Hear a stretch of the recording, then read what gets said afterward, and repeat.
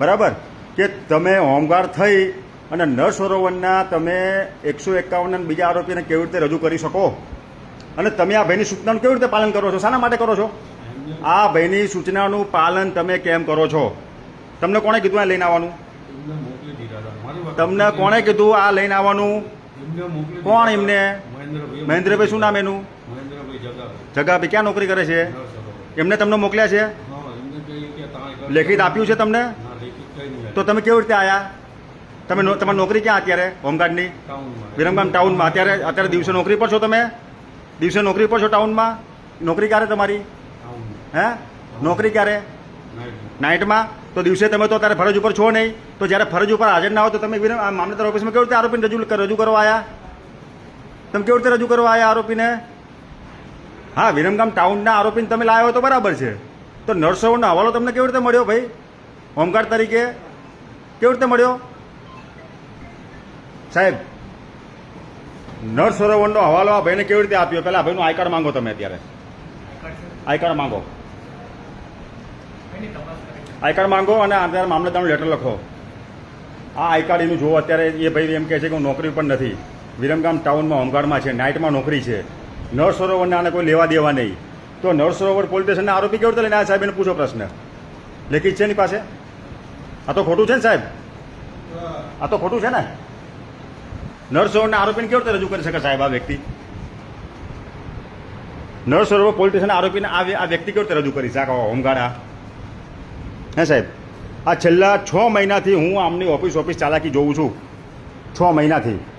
અને તમે આમને જામીન આપી રહ્યા છો કોઈ પણ પૂછ્યા વગર. નળ સરોવરના પોલીસ સ્ટેશનમાં આ વ્યક્તિ રજૂ કરે છે. મારી પાસે સીસીટીવી કેમેરા છે તમારી ઓફિસના જ. બરાબર? આ વ્યક્તિ રજૂ કરે છે. તમે આને શું કહેવા માંગો છો? કહો. તમે નથી આપતા ને? કયા સાહેબ જોડે? હા, તો હાલો સાહેબ જોડે જવી. હાલો હાલો હાલો.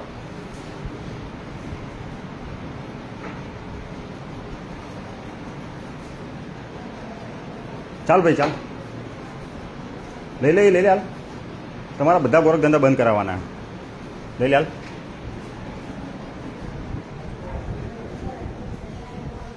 હું 6 મહિનાથી જોઉં તમારા બધાના.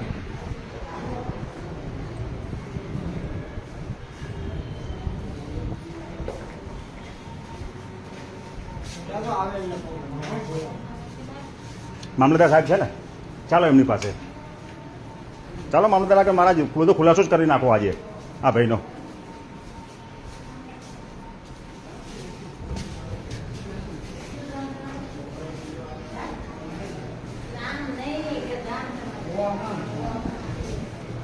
આયા સાહેબ આયા.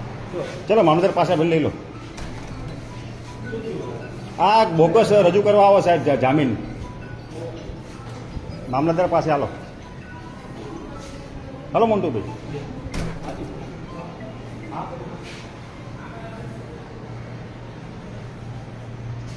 આ વિરમગામ ટાઉનમાં વ્યક્તિ હોમગાર્ડમાં નોકરી કરે છે અને નળ સરોવર પોલીસના આરોપીને લઈને આવે છે. આવો હાલો ભાઈ. આય નમસ્તે સાહેબ. મામલતદાર સાહેબ એક રજૂઆત છે. આ વ્યક્તિ જે છે એ હોમગાર્ડમાં નોકરી કરે છે વિરમગામ ટાઉનમાં. અત્યારે ફરજ ઉપર નથી ટાઉન પોલીસ સ્ટેશનમાં. અને હું છેલ્લા ઘણા સમયથી જોઉં છું આ વ્યક્તિને. નળ સરોવર પોલીસ સ્ટેશનના 151ના જામીન લઈને આવે છે. નળ સરોવર પોલીસ સ્ટેશનને આમને કંઈ લાગતું વળગતું નથી. એકબીજાની મિલીભગતથી આ પ્રકારની ગોરખ ધંધા પ્રવૃત્તિ આ વ્યક્તિ કરે છે. હોમગાર્ડ છું, વિરમગામ ટાઉનમાં નોકરી કરું છું. ત્યાં આગળ માણસો નળ સરોવર નથી એટલે જમાદાર મોકલી આવે. અહીંયા જમાદારે આવવાનું છે, તમારા આ રીતે નથી આવવાનું. જી સર. બરોબર. તમારા જમાદાર જેની સાઈડે અહીંયા આવ્યા હોય ને એમને અત્યારે મોકલો અહીંયા. જી સર. સાહેબ 1 વર્ષથી હું આ વ્યક્તિને જોઉં છું. મેં અનેક રજૂઆતો કલેક્ટરને સાહેબ કરી છે. કલેક્ટરે લેખિત સૂચના આપી છે. આમને બી હું વારંવાર કંઈ થાકી ગયો સાહેબ. નાયબ મામલતદારને કંઈ થાકી ગયો. આ વ્યક્તિ આરોપીને લઈને આવે છે, પૈસા લે છે, ગોરખ ધંધા કરે છે. આનું જ્યુરિડિક્શન નથી. હોમગાર્ડ છે, અત્યારે નોકરી પણ નથી સાહેબ. આ વ્યક્તિ અત્યારે નોકરી પણ નથી. તમારે જે જેમની સહીથી તમે લઈને આવ્યા છો ને એમને મોકલો અત્યારે. પહેલાં સાહેબ આમને આનું આઈ કાર્ડ લઈ અને વિરમગામ ટાઉન પીએને સાહેબ તમે પત્ર લખો કે આ વ્યક્તિ આવી પ્રવૃત્તિ કરે છે તમારા પોલીસ સ્ટેશન હોમગાર્ડ તરીકે. આનો ખુલાસો સાહેબ પૂછો વિરમગામ ટાઉનના પીએને લખીને સાહેબ. આ તો અનલીગલી સાહેબ પ્રોસેસ છે, અનલીગલી પ્રોસેસ છે. કયા કેસ લઈને આવ્યા? આપો સાહેબ, કાગળ આપો અને પેલું આઈ કાર્ડ આપો એનું મંગાવો સાહેબ. આ તો અનલીગલી પ્રોસેસ છે.